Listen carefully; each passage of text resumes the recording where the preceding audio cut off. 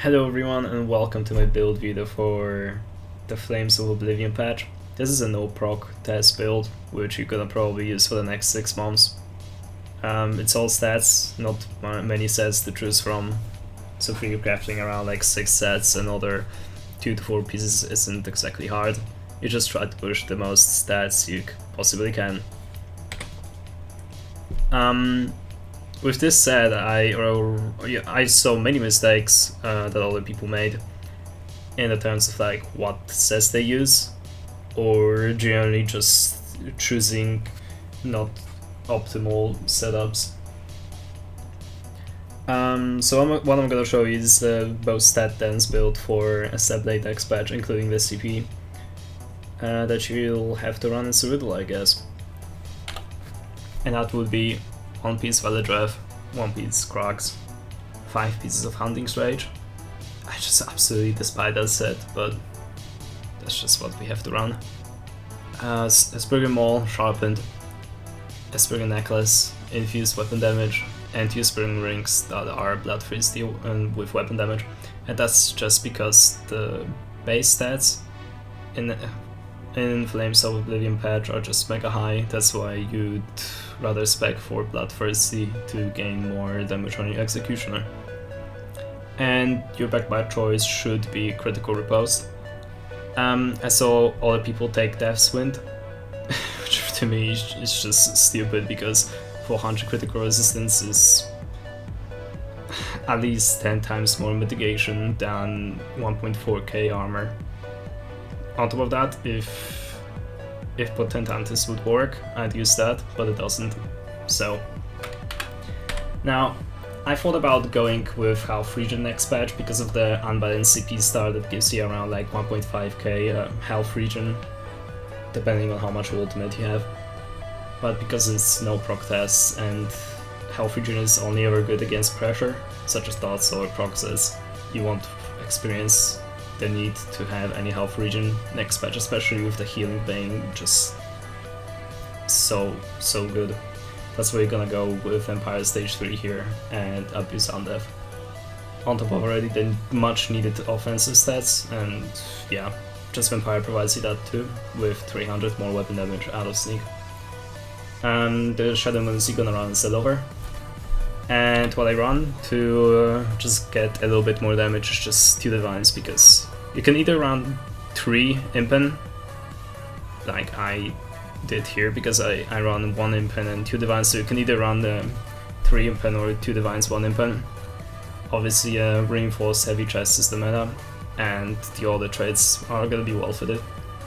You generally don't need that much sustain next patch, since CPU does all the sustaining for you already. The food you're gonna run is just RTM, and yeah, that's about it. I'm not gonna show you the stats because that's a very console thing to do. Everybody who sees those stats and gonna figure out themselves this is the most stat dense build you can run. Oh yeah, and the glyphs I run is front bar, just the weapon damage glyph, and back bar no glyph, defending bow, but with those poisons that give you minor brutality and reduce physical resistance of your targets. Why do I do that? Because a normal damage glyph on front bar in your mace gets easily out damaged after like 2 or 3 seconds by a weapon damage glyph. And if you proc your weapon damage glyph on your back bar without an infused trait, well, the issue is that you won't have a consistent uptime on it, not always when you engage. That's why putting it on front bar gives you all the consistency you ever need. So if you do that, what would you run back bar?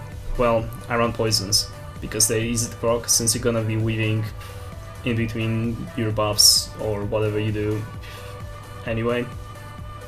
So they're gonna proc as often as you possibly could imagine. And I hate running double dots on my front bar because Stamblade just doesn't sit on his opponent for a long amount of time to actually proc them consistently. So what the majority of people are probably interested in is how my CP setup looks like. and how much CP points you need to be competitive next patch. To get all the CP stars that are relevant for a Stamblade, you need about 1560 CP. I know I'll manage to fight just well with 810 CP, but to be more or less optimized, you need about 1000 or 1100 CP. And how my CP setup looks like is I have Backstabber, Deadly Aim, Fighting Finesse, Duelist rebuff. On my blue tree, on my red tree I have Juggernaut, Slippery, which is I know not many people are gonna run this, but considering this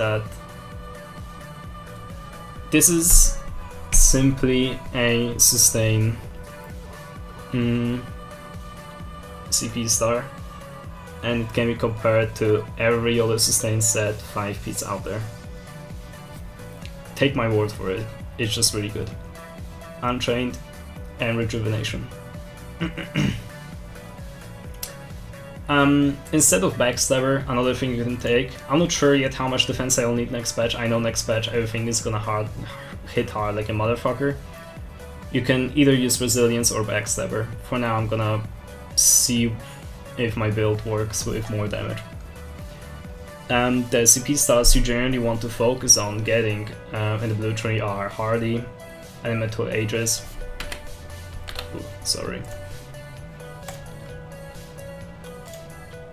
obviously Piercing, Mighty, and Battle Mastery.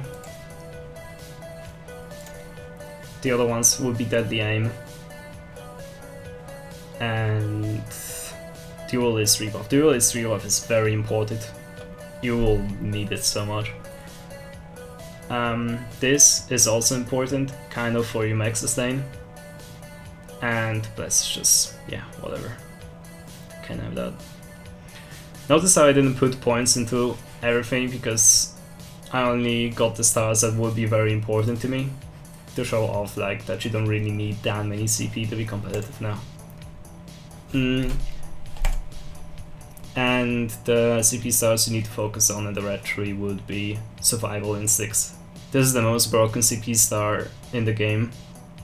25 cost reduction is just insane. Unchained, Rejuvenation, Juggernaut is the second best CP star in the game, in my opinion. Defiance and Tumbling. You can get Hasty. I'm like, you don't necessarily need it, but it's really good. Hero's Vigor is obviously more health, more tankiness. And the roleplay star, the green one, which nobody really cares about. I have War Mount, Liquid Efficiency, Rationer, Steed Spacing. I'm sure people are gonna calculate what's the best CP stars to get when you farm gold or whatever, but I focus basically on your mobility around the field of cyrodiil, and obviously War Mount and Steed Spacing would be the go-to CP stars there. Liquid Efficiency and Rationer just make it more comfortable to fight. The potions you want to use next patch would be, I use multitude of potions. One of them is just a simple health, stamina, health recovery potion that I use against magic opponents. And whenever you fight a Stamblade or a Stemmed and Stem Crow, which hit hard, you need to go health, stamina, physical resistance. And that's about it. You're gonna be very, very tanky. Even on my proc build where I can use Stork of Tunnel, I won't use Stork of Tunnel anymore next patch, because honestly, all the magic and sustain you get from this CP is all you will ever need. And my skills are just always the same. What I changed about my skills is next patch I'm gonna run Ambush instead of Camouflage Hunter. And that's because Ambush doesn't decloak you when you use it in Cloak. So it's a really good skill now, works great with Nightblade's kit. So yeah, that's all I have to say. and enjoy the no-proc tests. See ya!